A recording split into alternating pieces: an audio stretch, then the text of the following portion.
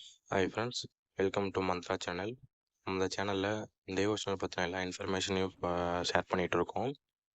அப்படி வருஷத்துக்கு ஒவ்வொரு தடவை வந்துட்டு கார்த்திகை மாதம் மகர ஜோதிக்காக ஐயப்பன் கோயிலை வந்து திறக்கிறாங்க. சபரிமலையில் இருக்க ஐயப்பன் கோயிலை திறக்கிறாங்க.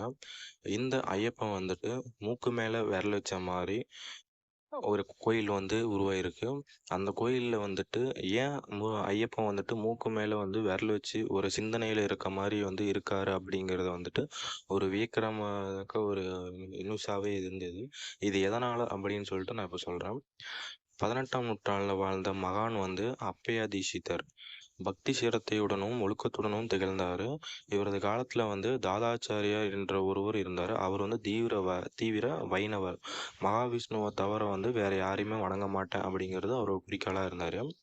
இவர் வந்து விஜயநகரத்து ராஜவம்சத்தின் கடைசி ராஜாக்களிடம் வந்து அதிக செல்வாக்கு வந்து அவருக்கு இருந்தது. அதனால் அவரிடம் வந்து கொஞ்சம் படோடோகம் இருந்தது. அதாவது அவருக்கு மேலே கொஞ்சம் இது இருந்தது. ஆனால் வந்து பூஜைகளில் வந்து எந்த ஒரு குறையுமே வைக்க மாட்டார்.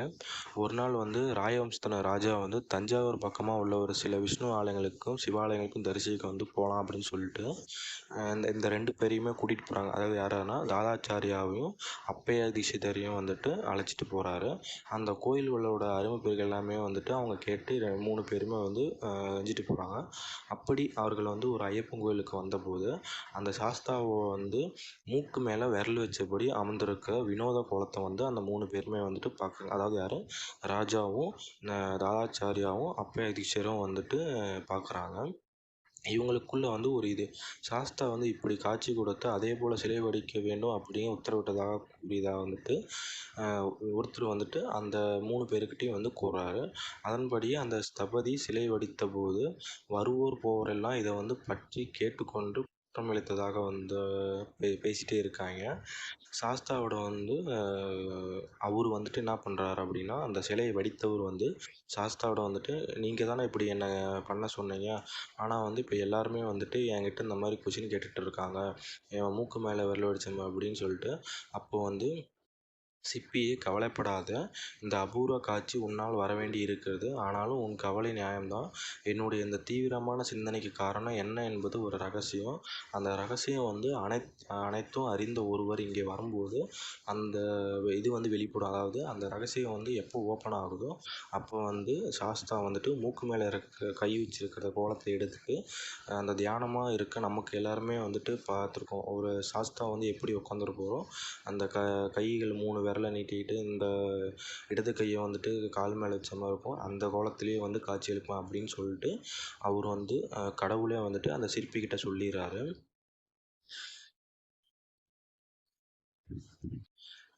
அந்த சமயம் அந்த சமயம் வந்து அந்த அவ்வாறு வந்து அந்த சிற்பியும் வந்து தெரிவிச்சுட்டு போகிறாரு. இதுவரை வந்துட்டு யார் யாரோ வந்து பல காரணங்களையும் ஸ்லோகங்களையும் பாடல்களையும் பாடிவிட்டு போயிருக்காங்க. ஆனால் அவர்களால் வந்து சாஸ்தாவோட மூக்கு மேலே இருக்க அந்த விரலை எடுப்பதற்கான அந்த ரீசன் வந்து தெரியல அப்படிங்கிறாங்க. அதை எடுத்து வந்து மன்னர் வந்து ஒரு பாடலை பாடுறாரு. அதற்கு விளக்கம் கூறினார். அப்பொழுதும் சாஸ்தா வந்துட்டு மூக்கு மேலே இருந்த விரலை எடுக்கலை. தாதாச்சாரியார் அவரும் வந்துட்டு ஒரு ஸ்லோகத்தை பாடி அதன் அர்த்தத்தையும் கூறினா அப்போதும் சாஸ்தா வந்து மூக்கு மேலேருந்து விரலை எடுக்கவே இல்லை. அப்போது வந்து அப்பையதீஸ்வரர் என்ன பண்ணுறாரு அப்படின்னா, அரசு பூதேசன் எனப்படும் பரமேஸ்வரனுக்கு மகாதேவன் என்று பெயர். அவர் தேவர்களில் பெரியவர். அவர் தனது பிள்ளையான முருகனை தேவசேனைகளின் தலைவனாக தேவ சேனாதிபதியாக்கினார். பூதப்பாடியை 2ஆக பிரித்து ஒரு கணத்தில் அதிபதியாக கணபதியும் இன்னொரு பகுதிக்கு ஐயப்ப சாஸ்தாவையும் அதிபதியாக நியமித்தார். அதனால் அவருக்கு பூதநாதன் என்று பெயர். அடக்க முடியாத பூதப்படியை அடக்குவது சாஸ்தாவுக்கு பெருமைதானே என்று கூறி தீட்சிதர் ஒரு ஸ்லோகம் பாடினார்.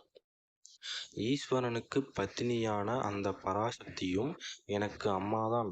ஆனால் மகாவிஷ்ணுவும் எனக்கு அம்மாவானதால் தானே நான் ஹரிஹர புத்திரன். அப்படி இருக்க மகாவிஷ்ணுவின் பத்தினியான மகாலட்சுமி நான் எப்படி அழைப்பது?